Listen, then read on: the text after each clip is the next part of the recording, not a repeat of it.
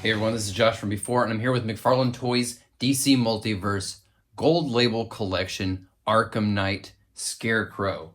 This and the Gold Label Red Hood are shipping right now. They are McFarlane Toys Store online exclusives, and if you're picking these up, use this promo code MTS10 for 10% off. It will help you alleviate the shipping costs.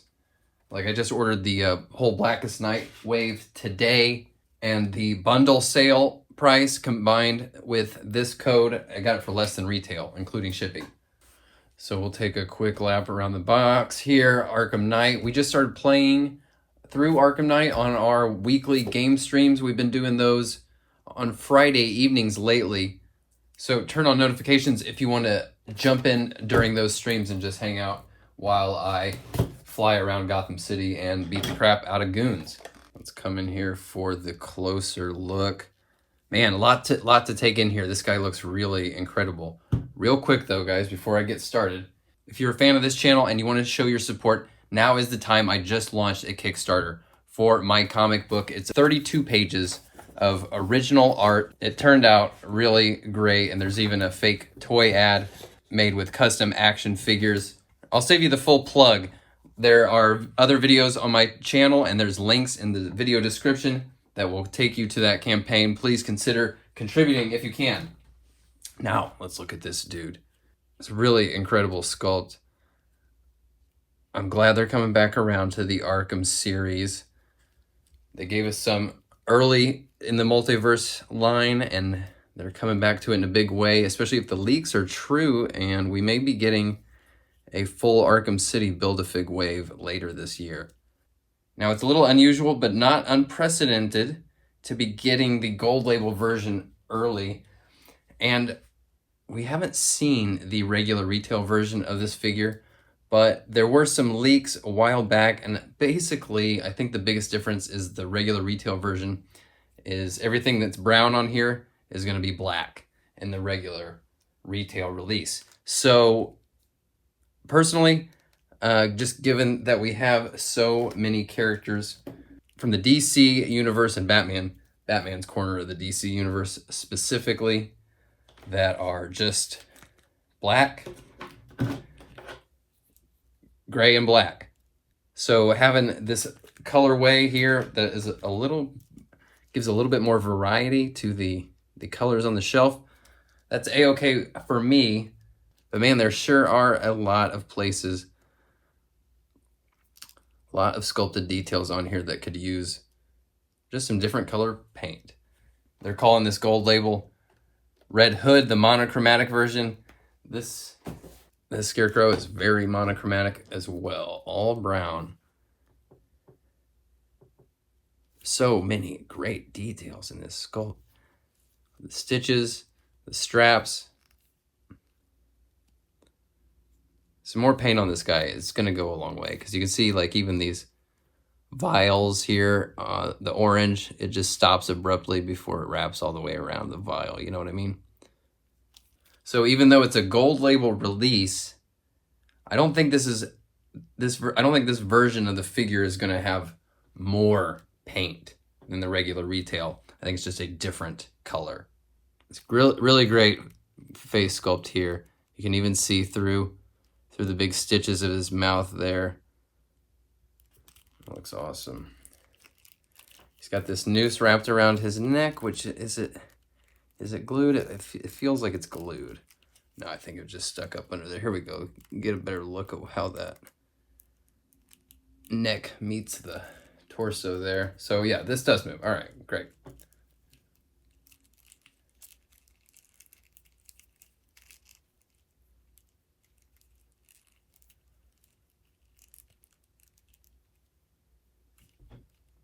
That's awesome.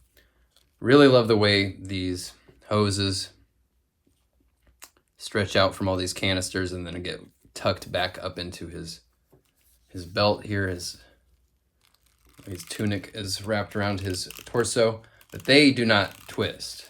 Let me see here. Let me make sure that's true. So when you get up in close here, you see you detect a lot of glue there. This tunic is attached to the pelvis. It does not move, so he does Move a bit there, and the tubes give and they bend with the direction you want to turn him. But they're going to constrict a lot of dynamic posing, but that is probably appropriate for this character. This Scarecrow is all jacked up after coming face to face with Killer Croc in the first Arkham game. If you look real close beneath those masks, that's just straight up teeth. I think his lips are just shredded off, and he's got this leg brace, which is one of my favorite details of this whole figure.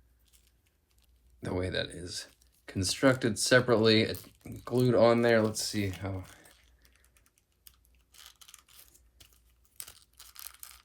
Love the asymmetrical design, and I love the asymmetrical tooling here where he's got a double knee right here on the left one.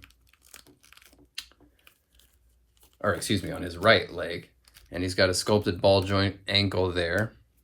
Full range of movement. But because of the leg brace on this side, it's a single knee and a hinge on the ankle. The brace doesn't connect right there. It just gives the illusion of being an unbroken piece. But yeah, I just love that creative approach to articulation. Legs actually do move quite a bit, and this tunic actually behaves in a really cool way when you move the legs. It's got a nice give despite being like heavily textured and overlapping folds and wrinkles. Man, they're just killing it. I mean, this looks amazing. His ratty boot and his shredded pants. Although, is this supposed to be skin under there? What is, I don't know. It's hard to tell because it's all brown, you know. Really excellent double elbows. Really excellent double elbows. And a very expressive gesturing left hand. And of course, his fear toxin administering series of syringes here. Oh, we actually have asymmetrical bicep cuts even. This one is just a sharp cut at the where that strap is, and then this one is a more smoothly tooled. Pretty cool, pretty fun. Man, this is killer, guys. This is really, really great. Definitely gonna need a lot of paint to get him all the way 100%, but man, tremendous sculpt, and just the fun factor is very, very high. And this is our first Scarecrow that we're getting that has legs. We got that last night on Earth, half Scarecrow. This is the only version of the character we've gotten thus far. This obviously from the game series, but I think it would work really well next to your comic figures too. Let's start comparing them. Let's see him next to some other figures from the Arkham series. This is a really strong lineup here. Like, even if your shelf had more of a comic source material lean to it, you could still throw in pretty much any of those guys and they would fit in with those comic style characters. And while we're looking at these, you may know that frequent commenters and participants on this channel are inducted into the From Before Figs Rogues Gallery, and today's entry is our great friend, Ryan Piscargo. Ryan, thanks for being such a great friend of the channel. Always good to see you hanging out during the live streams. Always fun to hang out and talk toys and music and everything else. So let's hear in the comments for Ryan Piscargo. And speaking of Rogues Galleries, this has been a great year for Batman's Rogues Gallery in the Multiverse line. And let's say tomorrow Todd just said, hey, no more DC figs, and this was the only Scarecrow we got, I would feel pretty good at least about having this one. Ditto for this Croc, even though it's not my favorite version of Croc. The Arkham designs, they're hit or miss for me. And then just in case you wanted to mix and match your source materials and pair Dr. Crane up with one of these Batmen, or any of them really, I think he'll mix pretty well with all the chaotic Batmen from the Multiverse line. So that's Arkham Knight Scarecrow. This is a great figure.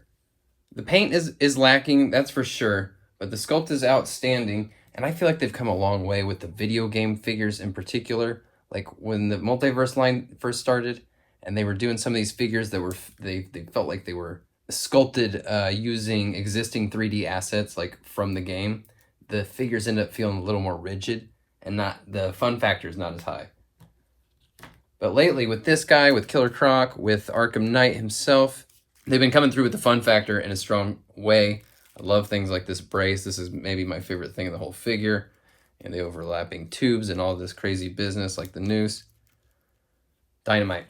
I think I'm going to be glad I got this one over the whatever the regular retail one ends up looking like. But if you are going to order this from the McFarlane online store, don't forget to use this promo code MTS10. Get that 10% off. I've been using this code over and over again on their site. It works every time.